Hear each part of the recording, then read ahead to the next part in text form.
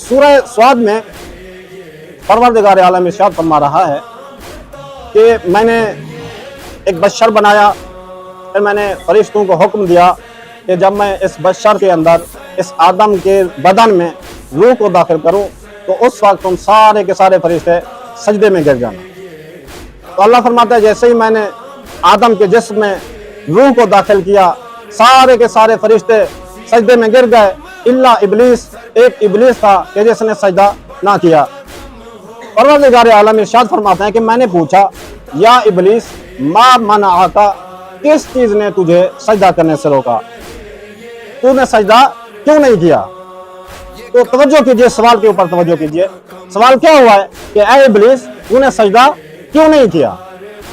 पूरे कुरान मजीद में किसी बड़ी सूरह में या किसी छोटी सूरह में, शुरू में, दरमियान में या आखिर में, या किसी हदीस की पुरानी किताब के फटे हुए सफ़े पर मुझे एक इस सवाल को दिखा दें कि अल्लाह ने किसी फरिश्ते से पूछा हो कि तुमने सजदा क्यों किया, या एक फरिश्ते ने किसी दूसरे फरिश्ते से पूछा हो कि तूने सजदा क्यों किया, या खुद इब्लीस ने किसी फरिश्ते से पूछ लिया हो कि तूने सजदा क्यों किया। सवाल किससे हुआ? सवाल हुआ इब्लीस से। मा मनाअका, तुझे किस चीज ने सजदे से रोका, तूने सजदा क्यों ना किया? तो मालूम ये होता है कि जो इताअत की मंजिल में हो सवाल उससे नहीं होता, सवाल उससे होता है जो इताअत की मंजिल में ना हो। यानी जो इताअत कर रहा हो सवाल उससे नहीं होगा, सवाल उससे होगा जो इताअत ना कर रहा हो। मैं मिसाल देता हूं मजीद आसान करने के लिए। दो शख्स हैं, एक नमाज पढ़ रहा है, एक नमाज नहीं पढ़ रहा। नमाज ना पढ़ने वाले को यह हक हासिल नहीं है कि वो नमाज पढ़ने वाले से पूछे कि तू नमाज क्यों पढ़ रहा है।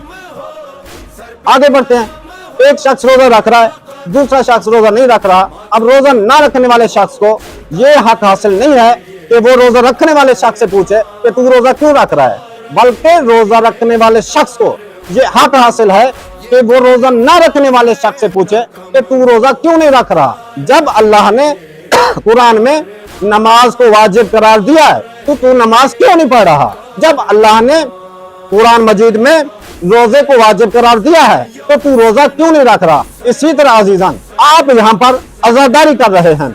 आयत मवद्दत को अल्लाह ने कुरान मजीद में रख दिया है, नाजिल कर दिया है, तो आप यहाँ पर मातमदारी कर रहे हैं या आप मजलिस कर रहे हैं, ये आप आयत मवद्दत की इताअत के सबूत में बैठे हुए हैं। अब किसी को ये हक हासिल नहीं होता कि वो जो नहीं कर रहे वो हमसे पूछें कि तुम आजादारी क्यों कर रहे हो, तुम नमाज तुम मातम क्यों कर रहे हो, तुम मजलिस क्यों कर रहे हो। बल्कि ये हमारा हक है कि हम तुमसे पूछें कि आयत मवद्दत के नाजिल होने के बाद तुम आजादारी क्यों नहीं कर रहे, तुम मातम क्यों नहीं कर रहे।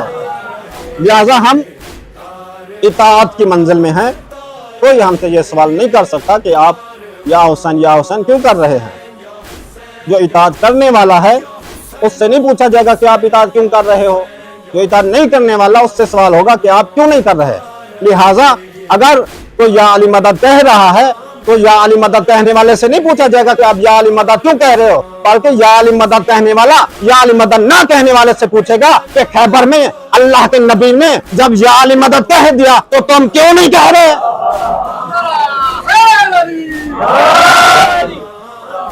लिहाजा यहाँ पर जो नारा लगा रहे हैं उनसे ना लगाने वाले ये नहीं पूछ सकते कि आप नारा क्यों लगा रहे हैं। नारा लगाने वाले ना लगाने वालों से पूछ सकते हैं आप क्यों नहीं लगा रहे।